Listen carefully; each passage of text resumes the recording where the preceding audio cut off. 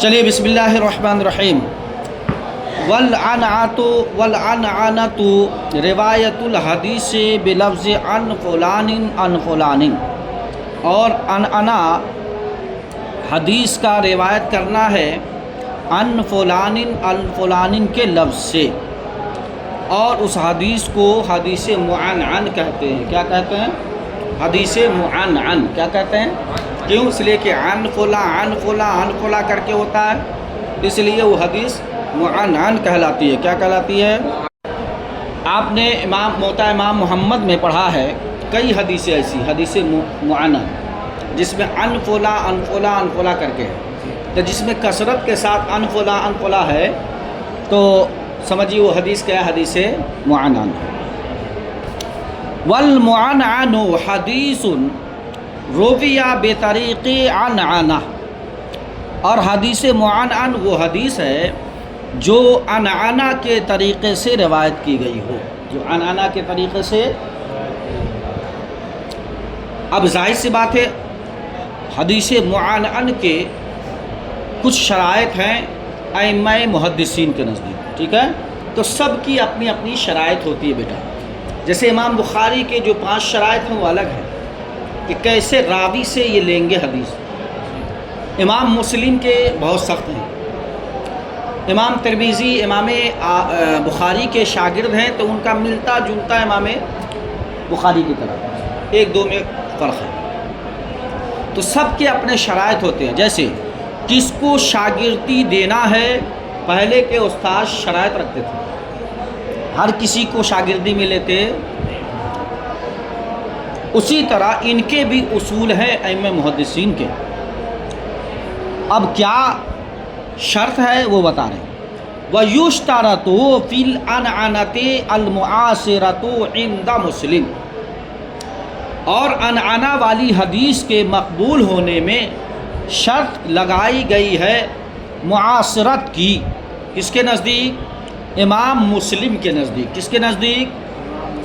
یعنی ایک زمانہ ہو، کوئی راوی دوسرے راوی سے جو روایت کر رہا ہے، یعنی ایک استاذ ہے ایک شاگرد ہے، تو شاگرد اور استاذ دونوں کا زمانہ ایک ہونا چاہیے کم سے کم۔ کس کے نزدیک؟ امام مسلم کے نزدیک۔ یعنی راوی اور مروی عنہ کا زمانہ کیا ہونا چاہیے؟ ایک ہونا چاہیے، تب نہ سمجھ میں آئے گا کہ ہاں جی وہ سنا ہوگا یا پڑھا ہوگا۔ اب ایک کا زمانہ 100 صدی بعد ہے، ایک کا زمانہ 100 صدی پہلے ہے، تو یہ دونوں کیسے انفلا کر کے کریں گے؟ ٹھیک ہے نا؟ تو امام مسلم کے نزدیک کیا ہے کہ عنعنہ میں معاصرت شرط ہے۔ معاصرت سمجھ گئے نا؟ زمانہ، ہم زمانہ ہونا۔ واللقاء عند البخاری، ہم نے کہا بخاری کے جو ہیں کیا ہے شرائط سخت ہیں۔ واللقاء عند البخاری، اور امام بخاری کے نزدیک لقاء شرط ہے، یعنی ملاقات شرط ہے۔ کیا ہے؟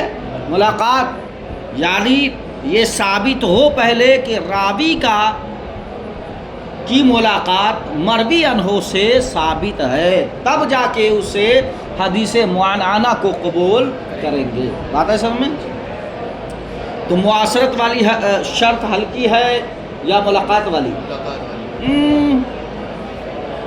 معاصرت والی شرط ہلکی ہے، نہیں سمجھے؟ بنسبت ملاقات والی سے۔ کیوں؟ اس لیے کہ ملاقات میں کیا ہے کہ ایک کا دوسرے کی جگہ اکٹھا ہونا معلوم ہو، دونوں کی ملاقات معلوم ہو، اور لقاء میں کیا ہے، معاصرت میں کیا ہے کہ زمانہ بس ایک ہو۔ تو ہلکی شرط کون ہوئی؟ لقاء، معاصرت، اور لقاء کیا اس سے بھاری۔ اچھا، والاخذ عند قوم آخرین، اور دوسرے ائمہ محدثین کے نزدیک صرف معاصرت یا ملاقات یہ شرط نہیں ہے، بلکہ ان سے اخذ حدیث بھی ہونا کیا ہے؟ شرط ہے۔ یعنی یہ معلوم ہونا چاہیے کہ صرف زمانہ ہی ایک نہیں ہے، اور یہ بھی معلوم ہونا چاہیے کہ صرف لقاء ہی جو ہے شرط نہیں ہے، بلکہ اس سے حدیث لیا ہو، یعنی وہ کیا کیا ہو؟ راوی مروی عنہ سے درس لیا ہو حدیث کا، نہیں سمجھے؟ یہ تو اور سخت ہو گیا نا. ایک ہے معاصرت، زمانہ ایک ہو تو ہم بھی زمانے میں ہیں، اور ہمارے جو بڑے بڑے شیوخ ہیں، علماء ہیں، جن سے ابھی ہماری ملاقات بھی نہیں ہے، وہ بھی تو ایک ہی زمانے میں. نہیں سمجھے؟ لقاء تو ٹھیک ہے، بہت سارے لوگوں سے ملاقات پروگراموں میں ہو جاتی ہے، چلتے پھرتے ہو جاتی ہے، ٹرین اسٹیشن پہ ہو جاتی ہے، لیکن اخذ علم حدیث یہ اس سے بڑی شرط ہے. اس سے کیا ہے؟ بھاری شرط. اچھا، تو امام مسلم نے امام بخاری اور دوسری محدثین جنہوں نے اخذ کی شرط لگائی ہے، اس پر زبردست پرہار کیا ہے، حملہ کیا، زبردست ہے نہیں. کیا کہا کہ وہ مسلم رد علی الفریقین اشد الرد، اور امام مسلم نے فریقین پر سخت رد کیا ہے. کیا کیا ہے؟ رد بلیغ کیا ہے. وبالغ فیہ، اور اس رد میں خوب مبالغہ فرمائی ہے، یعنی خوب جم کر کے برسے ہیں دونوں پر، ہے نہیں؟ ہے تو امام مسلم کا بھی اپنا مقام ہے، آپ کو معلوم ہونا چاہیے. امام مسلم وہ ہیں کہ بعض لوگوں نے امام مسلم کی کتاب کو امام بخاری پہ فقیت دی. جو امام مسلم کے ایریا کے لوگ رہنے والے ہیں نا، ہاں، ان لوگوں نے بخاری پہ ان کو ترجیح دی ہے، اور بلا شبہ دوسرے نمبر کی کتاب تو سارے لوگوں نے قبول کیا.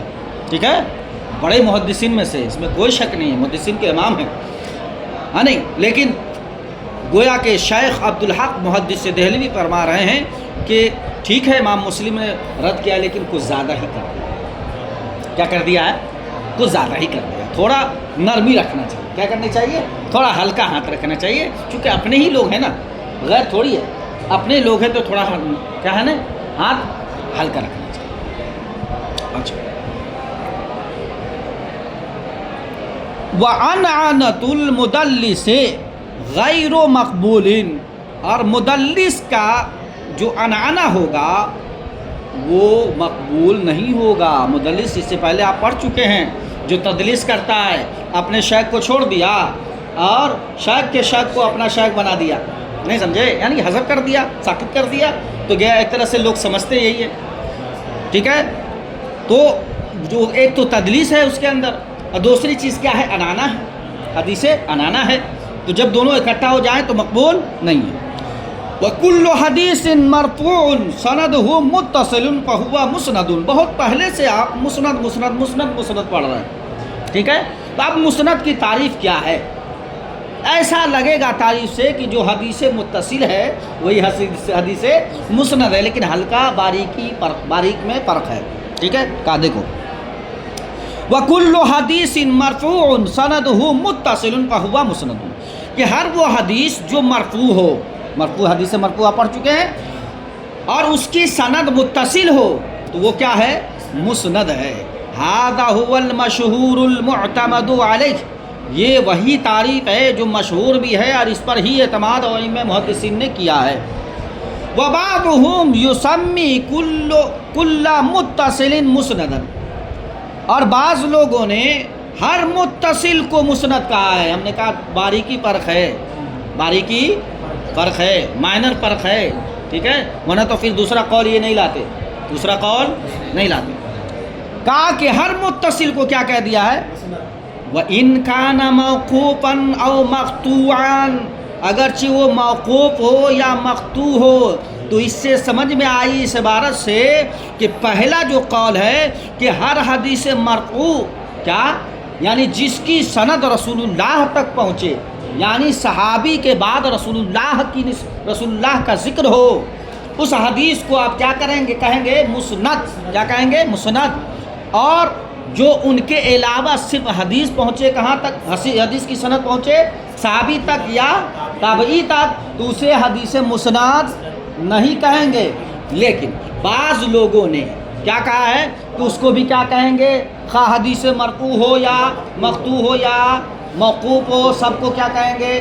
یعنی اگر اس کی سند متصل ہے، خواہ صحابی تک اینڈ ہو جائے یا تابعی تک اینڈ ہو جائے، متصل ہونی چاہیے، کوئی بھی بیچ میں ساقط نہیں ہونا چاہیے، تو وہ بھی کیا کہلائے گی؟ مسند کہلائے. تو ہم نے کہہ دیا باریکی فرق تھا، ہم نے بتا بھی دیا آپ کو.